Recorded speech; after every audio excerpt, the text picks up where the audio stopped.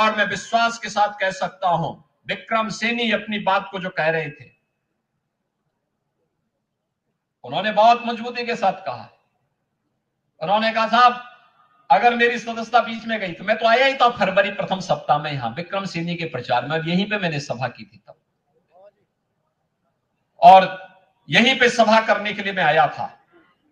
भाइयों बहनों, इससे पहले कि वह विकास की रफ्तार को आगे बढ़ाते, उनकी सदस्यता समाप्त हुई, और इसलिए उन्होंने कहा कि अब एक अच्छा अवसर है खतौली विधानसभा क्षेत्र के सभी मतदाताओं के लिए कि 12 और 17 और 22 को प्लस करके जितना होता है उसको ब्याज सहित जोड़ करके उतने वोटों से श्रीमती राजकुमारी सैनी को विजयी बनाने के लिए आप सबकी जिम्मेदारी बनती है। आप सभी लोग चाहेंगे श्रीमती विक्रम सैनी, श्री राजकुमार सैनी, श्रीमती विक्रम सैनी, श्री राजकुमार सैनी, श्रीमती विक्रम सैनी, श्री राजकुमार सैनी, राजकुमारी सैनी उतने वोटों से चुनाव जीत करके जाएगी, और बहुत मजबूत महिला है वो। कवाल के बवाल के समय जब विक्रम सैनी जेल के अंदर बंद कर दिए गए थे तो भाइयों बहनों अकेले लड़ रही थी मजबूती के साथ। प्रधान वो थी, लेकिन अपने पति के लिए कहती थी कि प्रधान जी जेल में है, और मजबूती के साथ उनके साथ खड़ी रही, मूल्यों और मुद्दों के साथ भटकी नहीं, उससे डिगी नहीं, हटी नहीं, कार्य करते रही, अपनी गृहस्थी को भी चलाती रही, अपने गांव को भी आगे बढ़ाती रही, और उस समय की तानाशाही सरकार की क्रूरता के खिलाफ भी लड़ती रही।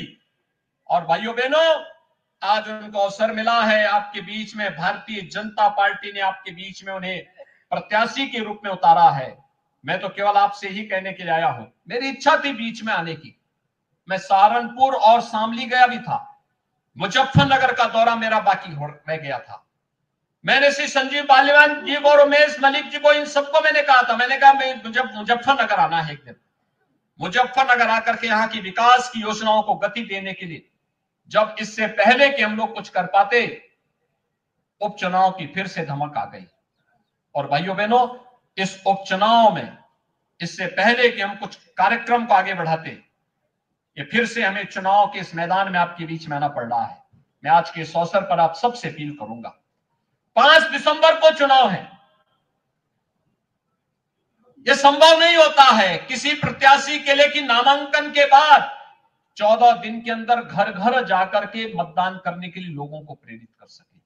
और दूसरा, उपचुनाव में लोगों के मन में रुझान कुछ कम दिखाई देता है।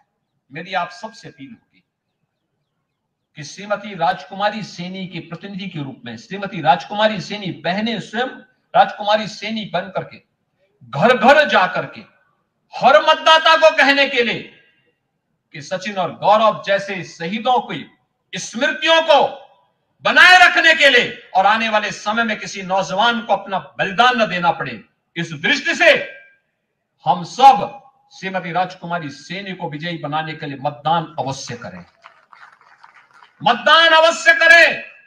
और भारतीय जनता पार्टी के चुनाव चिन्ह कमल के फूल पर भारी बहुमत से विजयी बना करके यहां के उन शहीदों के गौरव की रक्षा भी करनी है, और साथ साथ राजनीतिक अपराधीकरण न होने पाए, अपराधियों का राजनीति में प्रवेश पूरी तरह प्रतिबंधित होना ही चाहिए। यह भी संकल्प हम सबका होना चाहिए। भाइयों बहनों, ये पेशेवर माफिया और अपराधी अगर राजनीति में हावी होंगे तो याद रखना कि ये लोग आम नागरिक का और व्यापारियों का जीना हराम कर देंगे, व्यवस्था को पूरी तरह माफियाकरण कर देंगे। ये लोग सपा शासन काल में जिस प्रकार की नंगा नाच करते थे, नंग तांडव करते थे, उस प्रकार की कृत्य करने लग जाएंगे।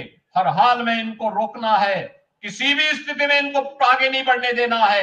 एक संकल्प हम सबका होना चाहिए, और बाकी आप हिम्मत से काम लीजिए।